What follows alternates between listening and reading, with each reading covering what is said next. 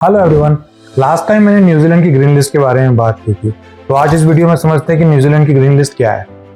New Zealand ने एक list निकाली है जिसमें ऐसे ऑक्यूपेशंस को लिस्ट किया है जो न्यूजीलैंड में क्रिटिकली शॉर्टेज में है। अब क्रिटिकली शॉर्टेज में ऑक्यूपेशंस क्या होते हैं?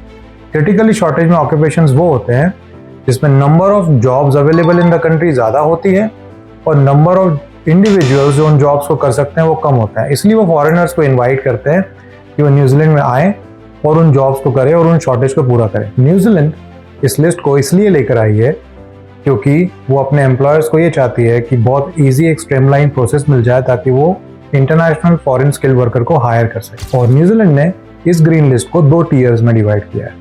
टीयर नंबर 1 जिसको स्ट्रेट टू रेसिडेंस भी बोलते हैं।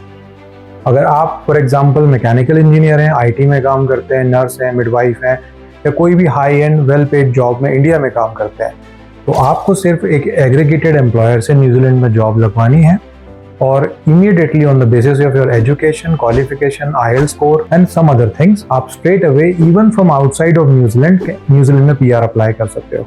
ऑब्वियसली आप न्यूजीलैंड में जाके पढ़ाई करके वहाँ अपनी रिस्पेक्टिव ऑक्यूपेशन में काम करके भी इस कैटेगरी की जॉब्स के साथ PR अप्लाई कर सकते हो। अब समझने की कोशिश करते हैं कि टीयर 2 वर्क टू रेसिडेंस क्या होता है।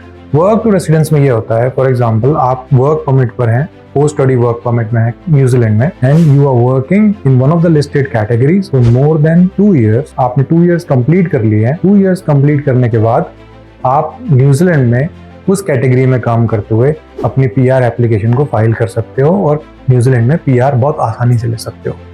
तो प्लीज फरवरी और जुलाई इनटेक में आप इस बात को देखिए कि आप ग्रीन लिस्ट की कैटेगरी में ऑलरेडी वर्किंग है या इंडिया में, या ग्रीन लिस्ट की कैटेगरी में आपने बैचलर्स की हुई है, आप वहाँ जाकर मास्टर्स कंप्लीट कर सकते हो और वहाँ उस ऑक्यूपेशन में काम करने के इमीडिएटली बाद आपको परमानेंट रेसिडेंसी अप्लाई करने का मौका मिल जाएगा। हम लोगों ने ग्रीन लिस्ट की complete list of occupation PDF के फॉर्म में हमारी बायो में हमने PDF में शेयर की हुई है। प्लीज़ उसको डाउनलोड करके चेक कीजिए कि आपकी ऑक्यूपेशन उस ग्रीन लिस्ट में आती है कि नहीं। Thank you very much.